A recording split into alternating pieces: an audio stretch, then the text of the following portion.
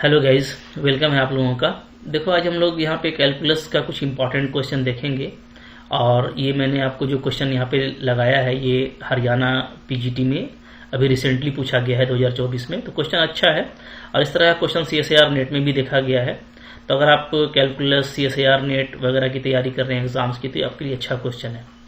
तो मैं आपको सजेस्ट करूंगा कि आप पहले वीडियो पॉज करो और खुद से ट्राई करो। यहाँ पे जैसा कि आप देख रहे हो ना कि फंक्शन की डिफरेंशियबिलिटी से रिलेटेड क्वेश्चन है, तो आसान सा टॉपिक है। इसका कॉन्सेप्ट हम लोग पहले भी कर चुके हैं, तो आपको करने में दिक्कत नहीं होगा। तो आई होप आप लोगों ने किया होगा। देख लेते हैं कैसे करना है। यहाँ पे देखो, फंक्शन हमको दे रखा है under when x not equal to 0 it is x square sine 1 by x and when x equal to 0 it is simply 0। ये फंक्शन है हमारा। तो फंक्शन का डिफरेंशियबिलिटी देखना है 0 पे, और फिर ये हमको इसका जो डेरिवेटिव है उसका कंटिन्यूटी भी देखना है। ठीक है, देख लेते हैं। यहाँ पे देखो, जैसे पहले हम देखते हैं डिफरेंशियबिलिटी के लिए।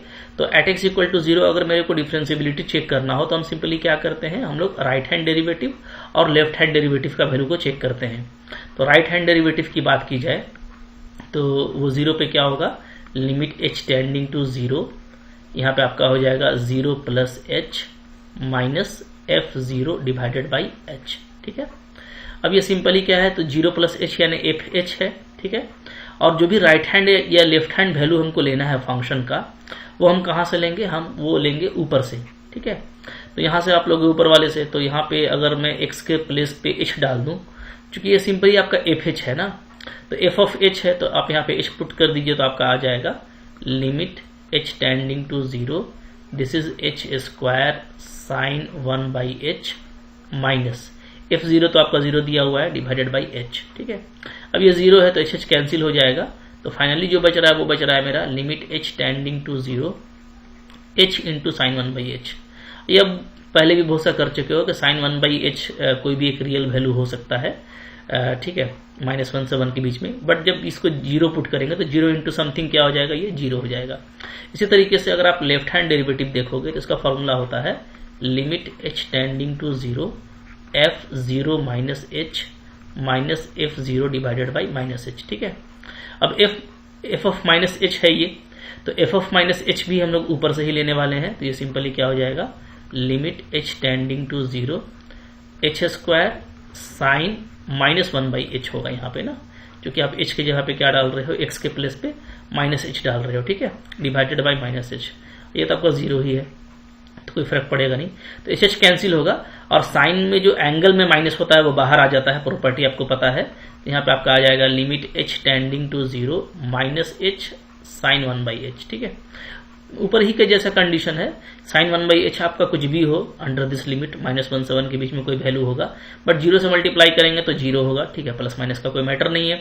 इसका मतलब है कि हमारा जो राइट हैंड डेरिवेटिव है वो क्या है, वो लेफ्ट हैंड डेरिवेटिव के इक्वल है। दैट मीन्स जो हमारा फंक्शन है वो क्या है, वो 0 पे डिफरेंशिएबल है। इस differentiable at x equal to 0। ठीक है, तो डिफरेंशिएबल है, तो या तो आपका ए नंबर ऑप्शन करेक्ट होगा या बी नंबर करेक्ट होगा, सी और डी का तो सवाल नहीं उठता। ठीक है, अब देखो फर्दर जो हमको चेक करना है ए और बी में, वो है डेरिवेटिव की कंटिन्यूटी। जब हम लोग बात करते हैं किसी point at x equal to 0 पे, तो ध्यान दीजिए, एट एक्स इक्वल टू 0 पे अगर लिमिट वैल्यू, अगर फंक्शन का लिमिट वैल्यू, ठीक है, फंक्शन के उस वैल्यू पे इक्वल आ जाता है, जैसे limit x tending to 0 f x equal to f 0 हो जाता है, तो हम लोग क्या बोलते हैं, हम लोग बोलते हैं कि एफ मेरा क्या है, कंटिन्यूअस है एट एक्स इक्वल टू 0, इस continuous at x equal to 0 ये बोलते हैं। ठीक है, तो यहाँ पे सेम चीज आपको इसके डेरिवेटिव के लिए चेक करना है। आप देख रहे हो यहाँ पे limit x tending to 0 f dash x, यानी एफ डैश का जो लिमिट वैल्यू है, अगर वो एफ डैश पर जो इसका एब्सोल्यूट वैल्यू आएगा उसके इक्वल हो जाता है तो ये कंटिन्यूअस होगा। तो यानी आपको इसमें इसको ऐसे भी लिख सकता था, and derivative of F is continuous. इसका मतलब ये हो गया, इसका मतलब हो गया derivative of F is not continuous. तो हम लोग देख लेते हैं। ठीक है, यहाँ पे तो कंटिन्यूअस भी लिख सकता था आपको लैंग्वेज में, बट ऐसे लिखा है तो आपको समझना है कि एक्चुअली आपको डेरिवेटिव का कंटिन्यूटी चेकआउट करना है। ठीक है, तो उसका क्या तरीका होगा वो भी काफी जल्दी हम लोग कर लेंगे। जैसे देखो यहाँ पे अगर मैं एफ डैश एक्स की बात करूं, क्योंकि एफ एक्स आपको दिख रहा है ऊपर में, तो एफ डैश एक्स क्या हो जाएगा, तो आप सिंपली डिफरेंशिएट करोगे। ठीक है, जब एफ डैश करेंगे तो यहाँ पे हमारा डिफरेंशिएशन होगा डी बाई डी एक्स, किसका, x square sine 1 by x का। ठीक है जी। ये कब, जब x नॉट इक्वल टू 0 है, और नीचे 0 था तो 0 का डेरिवेटिव तो 0 ही होगा व्हेन x इक्वल टू 0। तो आपका जो fx दिया हुआ था ना, जस्ट उसको डिफरेंशिएशन करेंगे तो इस तरह से आ जाएगा। अब देखो f डैश x क्या आएगा यहाँ से, इसका u इंटू वी में डिफरेंशिएशन कीजिए तो हो जाएगा आपका 2x sine 1/x plus x square, sine का हो जाएगा cos 1/x, ठीक है जी, और 1/x का minus 1/x square under the condition x not equal to 0। और ऐसे तो आपका 0 ही है x इक्वल टू 0 पे, ठीक है। तो ये आ रहा है। अब देखो यहाँ पे हमको क्या मिलने वाला, अच्छे से देखेंगे, ठीक है। तो चलो f डैश x हमारा आ जा रहा है यहाँ से, this is 2x sine 1/x, और यहाँ पे आपका ये कैंसिल होगा तो आपका ये आ जाएगा माइनस cos 1/x, ठीक है, x नॉट इक्वल टू 0 पे, और नीचे है आपका x इक्वल टू 0 पे। अब देखो यहाँ पे बहुत ज्यादा चूंकि MCQ है तो हम लोग लिख के नहीं करेंगे, जल्दी भी कर सकते हैं। अब देखिए चूंकि आपको इसका कंटिन्यूटी चेक करना है तो आप इसका क्या करेंगे, आप इसका राइट हैंड और लेफ्ट हैंड लिमिट चेक करेंगे, लेफ्ट हैंड लिमिट और राइट हैंड लिमिट, ठीक है। अब जब लिमिट चेक किया जाएगा तो लिमिट पर राइट हैंड हो या लेफ्ट हैंड हो उसको आप यहीं से लेंगे, ठीक है जी। और जब आप इसका आप लिमिट वैल्यू निकालते हो तो क्या आता है मैं आपको दिखा रहा हूं, limit x tending to 0 2x sine 1/x minus cos 1/x, ये देखिए इसका वैल्यू क्या आएगा, देखो इसका वैल्यू तो 0 आ जाएगा, क्योंकि 0 रखेंगे तो 0 इंटू समथिंग 0। बट ये जो cos 1/x है, ये cos 1/x क्या होगा, ये -1 से 1 के बीच में कुछ भी वैल्यू हो सकता है, कोई भी फाइनाइटली एग्जिस्ट नहीं करेगा, ठीक है। और आप राइट हैंड के लिए लगाओगे तो 0 प्लस लोगे आप, तो उस केस में इसका वैल्यू कुछ और आएगा। और जब आप लेफ्ट हैंड लोगे तो आप 0 माइनस लगाओगे, 0 से छोटा, ठीक है, तो उस केस में इसका वैल्यू कुछ और आएगा। तो ये जो पूरा ऊपर का जो वैल्यू है ना, ये एग्जिस्ट ही नहीं कर रहा है। यहाँ पे राइट हैंड लिमिट और लेफ्ट हैंड लिमिट ये इक्वल नहीं आएगा, आप करके देख लेना। ये तो 0 है, आप इस पे लिमिट लगाओगे तो इसका कुछ भी वैल्यू आएगा, आप ले लेना, ठीक है। बट लेफ्ट हैंड में इसका वैल्यू अलग आएगा, तो दोनों का वैल्यू कभी इक्वल नहीं आने वाला। cos 1/x सिर्फ मिल रहा है, ठीक है, और ये एक रियल वैल्यू होता है -1 से 1 के बीच में। अब ये जो भी हो, राइट हैंड में जो भी हो, लेफ्ट हैंड में उससे अलग हो जाएगा। तो नो डाउट ये आपका एक क्या है, राइट हैंड लिमिट और लेफ्ट हैंड लिमिट एग्जिस्ट नहीं कर रहा है। इसका मतलब ये है कि जो लिमिट है, limit value x tending to 0 पर वो क्या है, वो एग्जिस्ट नहीं कर रहा है, इज नॉट एग्जिस्ट, क्योंकि डेरिवेटिव का राइट हैंड और लेफ्ट हैंड लिमिट ही इक्वल नहीं आ रहा है। तो यानी कि उस पॉइंट पे डेरिवेटिव का लिमिट वैल्यू एग्जिस्ट नहीं करता है, और अगर एग्जिस्ट नहीं करता है तो कंटिन्यूअस भी नहीं होगा, ठीक है। तो अब देखो यहाँ पे जो ऑप्शन दिया था ना, डज नॉट एग्जिस्ट, तो ये करेक्ट है, बट ये हम लोग इसलिए कट कर दिए कि यहाँ पे नॉट डिफरेंशिएबल लिखा हुआ था, जबकि ये तो डिफरेंशिएबल है, ये हम लोग चेक कर चुके हैं। तो अब यहाँ से जो करेक्ट ऑप्शन आ जाएगा वो आ जाएगा ऑप्शन नंबर बी, इसलिए कि बी में देखिए डिफरेंशिएबल है, करेक्ट है, ठीक है, और लिखा हुआ है कि ये जो लिमिट वैल्यू है वो इसके इक्वल नहीं होगा। तो भाई एग्जिस्ट ही नहीं कर रहा है तो कहां से इसके इक्वल होगा, ठीक है। अगर एग्जिस्ट करता तब हम लोग इक्वालिटी की बात करते, कंटिन्यूटी की बात करते, तो एग्जिस्ट ही नहीं कर रहा तो वो कंटिन्यूअस कहां से होगा। सो ऑप्शन नंबर बी आपका यहाँ पे करेक्ट है। देखो मैंने आपको बताया था कि इंटरेस्टिंग क्वेश्चन, इस तरह क्वेश्चन एग्जाम में आता है, CSIR नेट में भी आया हुआ है, ठीक है। तो आप अगर ध्यान से करेंगे तो मुश्किल क्वेश्चन नहीं है, काफी आसानी से आप कर सकते हैं, ठीक है। अच्छा, कैलकुलस में और भी कुछ इंपॉर्टेंट क्वेश्चन आए थे, उसको भी हम लोग देखते हैं।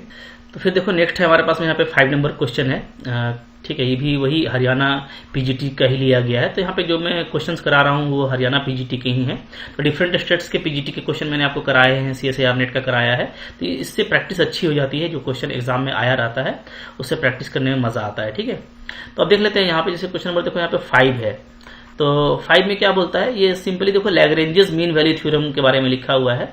ये तो 12 लेवल का कैलकुलस में आपने पढ़ा होगा कि अगर फंक्शन जो है डिफाइन होता है इस इंटरवल में और कंटिन्यूअस है, ठीक है, और डिफरेंशिएबल है ओपन इंटरवल में, तो यहाँ पे कम से कम एक C जो है इंटरवल में ऐसा होता है जहाँ पे क्या होता है। तो ये तो जस्ट स्टेटमेंट बेस्ड है, आपको तो दिखते ही पता चल रहा होगा। तो यहाँ पे देखो ये ऑप्शन नंबर डी करेक्ट लिखा हुआ है, ठीक है, कि अगर कोई आपका फंक्शन कंटिन्यूअस और डिफरेंशिएबल है इस गिवन इंटरवल में, तो उसके बीच में कम से कम एक वैल्यू हमको ऐसा मिलता है जहां पे क्या होता है, FB minus FA by B minus A is equal to F dash C होता है, ठीक है। तो रॉल्स और लैग्रेंजेस थ्योरम का चैप्टर काफी फेमस है, उसी में ये बात दी हुई है। तो जस्ट जो है ये स्टेटमेंट पूछ दिया है आपसे लैग्रेंजेस थ्योरम का, तो आई होप आपको ये तो याद होगा, ठीक है। तो इसमें आपने कोई चूक नहीं किया होगा। तो ऑप्शन नंबर डी बिल्कुल यहाँ पे करेक्ट है। नेक्स्ट देखो क्या है, क्वेश्चन नंबर 6 है। यहाँ पे लिमिट वैल्यू आपसे पूछ दिया है, बिल्कुल बेसिक कैलकुलस का क्वेश्चन है, लॉलीपॉप क्वेश्चन है।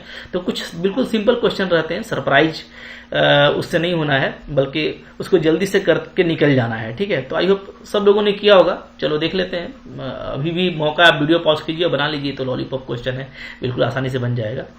खैर कैसे बनाया होगा आप लोगों ने वो तो आप पे डिपेंड करता है, बट यहाँ पे ज्यादा दिमाग नहीं अगर लगाया जाए, ठीक है। तो सिंपली आप जो है एल हॉस्पिटल रूल भी लगा सकते हैं, जो कि काफी जल्दी बन जाता है, क्योंकि ये ऊपर में 0 नीचे भी 0, 0/0 का फॉर्म है। तो आप आसानी से यहाँ पे एल हॉस्पिटल रूल लगाइए, ठीक है। ऊपर नीचे एक्स के रिस्पेक्ट में डिफ्रेंशिएट कीजिए, तो आप देखोगे कि यहाँ पे आ जाएगा 1 माइनस tan x का क्या हो जाएगा डिफ्रेंशिएशन, sec² x, और x³ का क्या हो जाएगा 3x², ठीक है। अभी भी आप 0 रखोगे तो sec 0 1 होता है, तो ऊपर में 0, अभी भी 0/0 का फॉर्म है। अगेन आप इसको डिफ्रेंशिएट कीजिए ऊपर नीचे, ठीक है। तो ऊपर नीचे डिफ्रेंशिएट करेंगे तो क्या हो जाएगा, 1 का 0 हो जाएगा, माइनस sec² का हो जाएगा आपका 2 sec x, ठीक है। और फिर से sec x का करेंगे तो क्या होगा, तो sec x का होता है sec x into tan x, right. नीचे में 3x² का क्या आ जाएगा, 6x आ जाएगा, ठीक है। अब देखो कुछ करना नहीं है, आप ना tan x/x को मिला देना आपस में, हाँ, क्योंकि आपको पता है कि limit x tending to 0, tan x/x क्या होता है, ये 1 होता है, ठीक है। तो tan x/x मिल करके ये 1 हो गया, तो ये हट गया, और यहाँ से 2 3 जा आपका कट कर जाएगा, तो बाकी को लिमिट डाल दो। तो ऊपर में देखो माइनस में sec 0 1 होता है, तो ऊपर में -1 आ रहा है, नीचे में 3 आ रहा है, तो 1/3 माइनस में करेक्ट ऑप्शन है। बिल्कुल लॉलीपॉप क्वेश्चन था, बहुत डिफरेंट तरीके से भी आप बना सकते हो, ठीक है। तो मैंने एल हॉस्पिटल से बना दिया, इससे जल्दी बन जाता है। आगे देखिए फिर क्या है, क्वेश्चन नंबर 7 यहाँ पे इंटीग्रेशन का क्वेश्चन है, और अगेन बहुत लॉलीपॉप क्वेश्चन। आप देख रहे हो कि आपको एक ग्रेटेस्ट इंटीजर का फंक्शन दिया हुआ है, क्लास 12 लेवल का इंटीग्रेशन है ये, ठीक है। ग्रेटेस्ट इंटीजर का फंक्शन दिया है, और greatest integer not greater than x, ठीक है। यानी कि जो ग्रेटेस्ट इंटीजर एक्स का वैल्यू होता है वो क्या होता है, वो या तो एक्स होता है या तो एक्स से स्मॉलर होता है, ये आपको पता है, ठीक है। तो हम लोग इस पर बहुत सारा बात कर चुके हैं, तो अभी मैं ग्रेटेस्ट इंटीजर आपको नहीं बताऊंगा, वो मैंने बताया हुआ है काफी सारे लेक्चर में, आप देख लीजिएगा। तो अब हम लोग यहाँ पे जस्ट इसका इंटीग्रेशन करेंगे तो क्या हो जाएगा, 0 से 3 है, ठीक है। और fx आपका जो है वो है ग्रेटेस्ट इंटीजर x dx। तो ग्रेटेस्ट इंटीजर x का जो वैल्यू है आपको पता है वो लिमिट वाइज वेरी करता है ना। जैसे हम लोगों को पता है कि ग्रेटेस्ट इंटीजर x का वैल्यू क्या होगा, तो ये सिंपली 0 होता है। कब, अगर इसको 0 से 1 के बीच में लिया जाए। फिर ये 1 और 2 के बीच में क्या होता है, 1 होता है। 2 और 3 के बीच में क्या होता है, तो ये 2 होता है, ठीक है। जो भी स्मॉलर इंटीजर है उसके इक्वल हो जाता है। तो आपको चूंकि 0 से 3 तक जाना है तो आपको स्प्लिट करना पड़ेगा, 0 से 1, 1 से 2 और 2 से 3, ठीक है। तो 0 से 1 पहले कर लो इस तरीके से, फिर प्लस 1 से 2 कर लो इस तरीके से, ठीक है, प्लस 2 से 3 कर लीजिए इस तरीके से, ओके। अब आप देखिए, अब आपका ये जो ग्रेटेस्ट इंटीजर x है ना, ये आपका एक कांस्टेंट फंक्शन हो गया। क्यों, क्योंकि इसका वैल्यू कांस्टेंट होता है थ्रू दिस इंटरवल, ठीक है। वो 0 होता है, 1 से 2 के पूरे इंटरवल में 1 होता है, 2 से 3 के पूरे इंटरवल में ये 2 होता है। तो कांस्टेंट वैल्यू होता है, तो कांस्टेंट होता है तो कांस्टेंट तो आपका बाहर आ जाएगा इंटीग्रेशन से। तो सिंपली जो यहाँ पे होगा वो ये होगा, 0 से 1 के लिए इसका वैल्यू 0 हो जाएगा, तो ये तो खल्लास हो गया, 0 हो गया पूरा, ठीक है। प्लस 1 से 2 के लिए इसका वैल्यू 1 हो जाएगा, तो अंदर में बचेगा सिर्फ dx, ठीक है। और 2 से 3 के लिए इसका वैल्यू 2 हो जाएगा, अंदर में बचेगा आपका dx, ठीक है।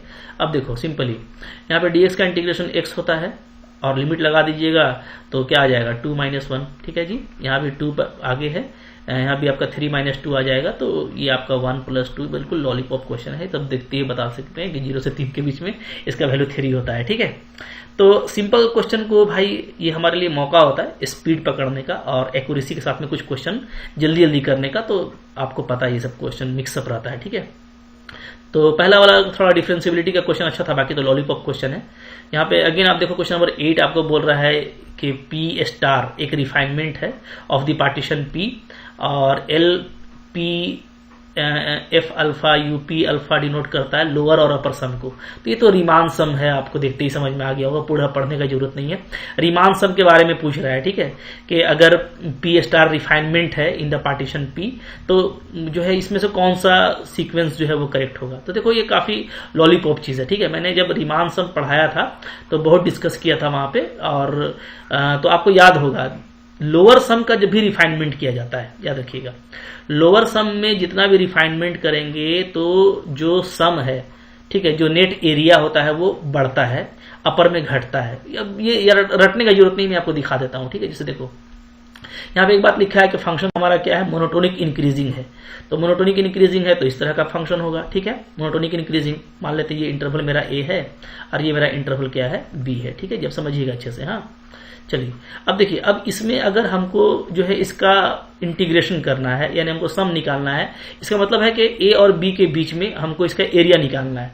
ठीक है, इस तरह से समझ लीजिए बात को। तो चलो बात कर लेते हैं।